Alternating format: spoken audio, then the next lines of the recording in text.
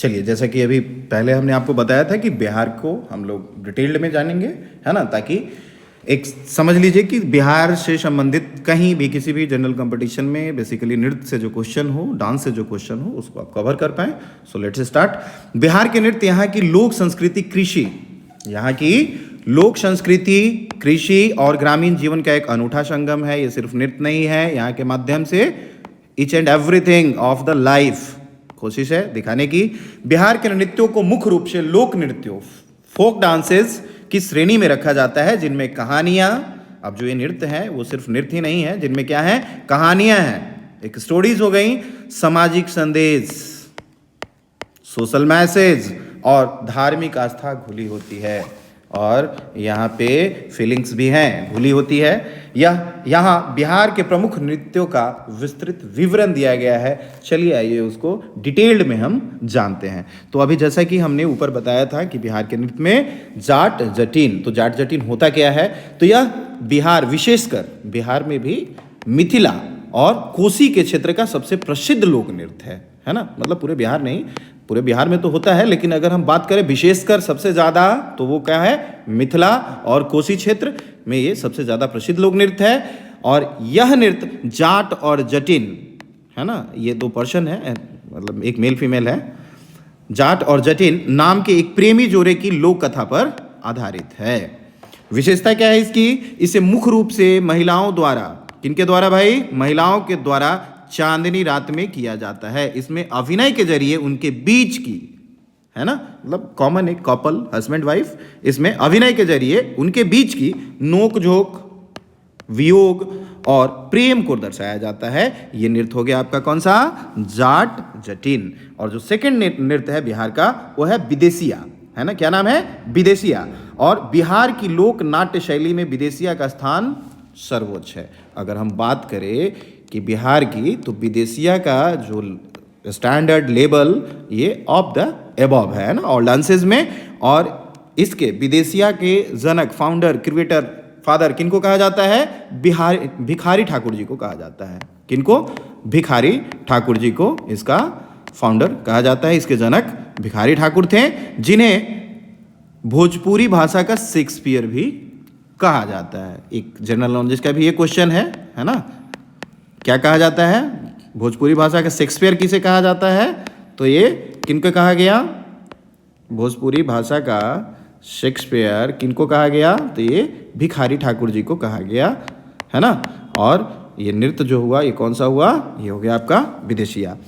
यह नृत्य नाटक प्रदेश विदेश गए पति, मतलब ऐसा होता है कि घर गृहस्थी को चलाने के लिए हस्बैंड वाइफ में, हस्बैंड बाहर जाते हैं काम करने, है ना, और जहाँ घर है वहाँ उसकी पत्नी रहती है। तो यह नृत्य नाटक प्रदेश विदेश गए पति और पीछे छूटी उसकी पत्नी, मतलब अगर हम बिहार, उत्तर प्रदेश की भाषा में बात करें, पूर्वांचल वाली भाषा में, तो पत्नी को बिरहिन भी कहते हैं। और थोड़ा बहुत आप लोग वो क्या बोलते हैं, फगुनिया वाला भी जानते होइएगा ना, तो बस वही टाइप का है ये। तो पीछे छूटी उसकी पत्नी बिरहिन के दर्द को दिखाता है। यह सामाजिक बुराइयों पर भी कटाक्ष करता है, मतलब ये एक नृत्य नहीं है, एक संदेश है। और इसमें किस तरह का है कि एक तो है कि अगर भाई चलो सबको संपन्नता होती उस टाइप से, और दूसरा है कि समाज से संबंधित, तो ये उसको भी यहाँ दिखाता है। तो ये हुआ विदेशिया, और ये किनके द्वारा, तो भिखारी ठाकुर जी के द्वारा फेमस है। अब नेक्स्ट जो है वो आता है झिझिया, है ना। और झिझिया जो है स्पेशली साल में एक बार किया जाने वाला नृत्य है बिहार का। और इसको किस समय करते हैं, तो दुर्गा पूजा के समय करते हैं, है ना। और अगर हम बात करें कि इसके एग्जिस्टेंस की बात करें, तो यह एक बहुत ही प्राचीन, मतलब ओल्डेस्ट, बहुत ही प्राचीन और सांस्कृतिक नृत्य है। इसे विशेष रूप से दशहरा पूजा के समय किया जाता है। महिलाएं अपने सिर पर छिद्रों वाला एक घड़ा घैल रखती हैं, मटका रखती हैं, और उस मटके में बहुत सारे छिद्र होते हैं छोटे छोटे, जिसके अंदर एक दीपक जल रहा होता है। देखने में भी बड़ा खूबसूरत लगता है। एक तो अंधेरा रात है, उसमें बहुत सारे छिद्र है उस घड़े में, और उसके अंदर एक दीपक जल रहा है, तो छिद्र से वो जो रोशनी निकलती है, तो उनका भी एक देखने में बहुत अच्छा लगता है ना। तो ये मान्यता है कि यह नृत्य बुरी नज़र और डायन के प्रकोप से फसल और गांव को बचाने के लिए किया जाता है। ये बहुत ही ट्रेडिशनल नृत्य है ना। और दशहरा के समय इसे मनाया गया, यानी अगर हम बात करें हिंदी से तो आश्विन महीने, है ना। और फिर जो नेक्स्ट नृत्य आता है बिहार का, वो आता है सामा चकेवा। और सामा चकेवा जो है ये कार्तिक मास में मनाया जाता है। और इस नृत्य का अगर हम सांस्कृतिक पहले से थोड़ा सा अगर कल्चरल टाइप पे देखें तो यह भाई बहन के प्रेम का प्रतीक है। कौन सा? सामा चकवा। सामा चकवा जो है एक इनका तो भाई बहन के प्रेम का प्रतीक है ना। और यह कार्तिक माह विंटर शीत ऋतु में मनाया जाता है ना। इसमें महिलाएं गीतों के माध्यम से एक कहानी सुनाती है, मतलब गीतों के माध्यम से एक कहानी सुनाती है जिसमें सामा एक पात्र है ना, को गलत तरीके से बना दिया गया था और उसके भाई चकेवा ने उसे मुक्त किया। तो सामा जो एक पात्र है इसमें ये एक बहन हुई है ना, उस समय जो आया ये प्रारूप में, तो सामा बहन हुई एक पात्र है को गलत तरीके से मतलब आदमी से क्या बना दिया गया था? पक्षी बना दिया गया था है ना। और उसके भाई का क्या नाम है? चकेवा। उसने उसे मुक्त कराया। तो इसी प्रेम को प्रदर्शित करते हुए, भाई बहन के प्रेम को बरकरार रखते हुए है ना, इसको बिहार में हर साल उस महीने में मनाया जाता है। कजरी नृत्य, ये भी बिहार का एक नृत्य है। अब कजरी नृत्य क्या है? तो कजरी जो है सावन के महीने में किया जाता है। सावन मानसून है ना। और महत्व, जब बारिश की पहली बूंदें गिरती हैं तो महिलाएं झूला झूलते हुए और नाचते हुए खुशी प्रकट करती हैं। यह नृत्य विरह और प्रेम की भावनाओं से भरा होता है। ठीक है, अब हम लोग आते हैं नेक्स्ट नृत्य के तरफ।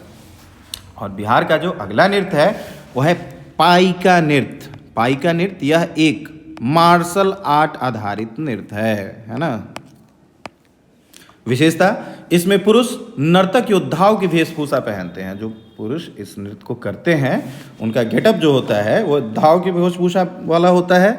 वे ढाल और तलवार लेकर युद्ध के दृश्यों को प्रदर्शन करते हैं। यह शारीरिक शक्ति, स्वाभाविक सी बात है, और अनुशासन का प्रतीक है। अब आप कर रहे हैं, अगर वहाँ थोड़ा भी इधर उधर होगा ढाल तलवार लेके, तो समझ रहे हैं ना कि नाच में ही नाच हो जाएगा। हाँ, तो इसलिए ये शारीरिक शक्ति और साथ में उस शक्ति के कंट्रोल अर्थात अनुशासन का भी प्रतीक है। कौन सा नृत्य? पाइका नृत्य। फिर हम लोग आ जाते हैं जोगीरा। जोगीरा जो है अगला, ये बिहार का नृत्य है। अब बिहार, उत्तर प्रदेश, फिर वही पूर्वांचल, जोगीरा सरर से आपको याद आ गया होगा कि ये कब मनाते हैं है ना।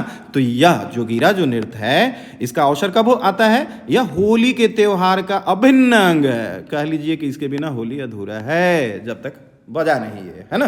तो ये जोगीरा जो है यह होली के त्योहार का एक अभिन्न अंग है। इसमें गांव के पुरुष, अब जोगीरा में स्त्री की कोई भूमिका नहीं है अगर हम बिहार की बात करें, ये सिर्फ पुरुषों, और पुरुषों में भी कौन पुरुष? उनका एक अपना हमउम्र का जो कैटेगरी है उस आधार पे बनने वाला, यानी आप फ्रेंड सर्कल जिसको कहते हैं, वैसे टीम से इसमें गांव के पुरुष ढोलक मजीरे के साथ व्यंग्यात्मक है ना, मजाकिया है ना, और हास्यपूर्ण गीत जोगीरा गाते हुए नृत्य करते हैं है ना। तो ये हमारा हो गया बिहार का। बिहार के अन्य महत्वपूर्ण नृत्यों की अगर हम बात करें, जो अभी हम लोग चर्चा किए उसके अलावा, तो उसके अलावा भी कुछ नृत्य हैं जो ट्रेडिशनल टाइम से हैं, और वो क्या हैं? बखो बखैन है ना, बखो बखैन। अब ये कैसा नृत्य है? तो विवाहित जोड़ों द्वारा खुशी के मौकों पर किया जाता है। क्लियर है? Married couple. फिर है कर्म नृत्य, कर्मा है ना, कर्मा। तो ये आदिवासियों, मुख्य रूप से दक्षिण बिहार, झारखंड सीमा है ना, उससे संबंधित जो वहाँ के लोग हैं जो उस भूभाग पे रह रहे हैं, द्वारा करम वृक्ष की पूजा के समय इस नृत्य को किया जाता है। उसे हम कहते हैं करम नृत्य। अब बिहार में अभी भी एक ट्रेडिशन में है पवरिया नृत्य, आज भी होता है। अब इसको जान लेते हैं बच्चे के जन्म के अवसर पर किया जाने वाला नृत्य। जैसे एक विशेष समुदाय है इसके है ना, अब उनको पता होता है कि इनके घर में बच्चे हुए हैं, तो ये वो हम लोग जैसे बेस्ट विशेष देते हैं ना, तो ये इनके देने का तरीका थोड़ा अलग होता है। पूरे गांव को बता देते हैं कि हाँ कुछ आया है। आपका बहुत बहुत धन्यवाद। आशा है आपके लिए बहुत हितकर साबित होगा। अगर आपके पास कोई सुझाव हो या फिर आप किसी तरह का नोट्स भी अगर हमसे चाहें तो प्लीज़ हमें कमेंट बॉक्स में बताएं, हमारी टीम के द्वारा आपको पूरा कर दिया जाएगा। Thank you so much, have a great day ahead. Thank you.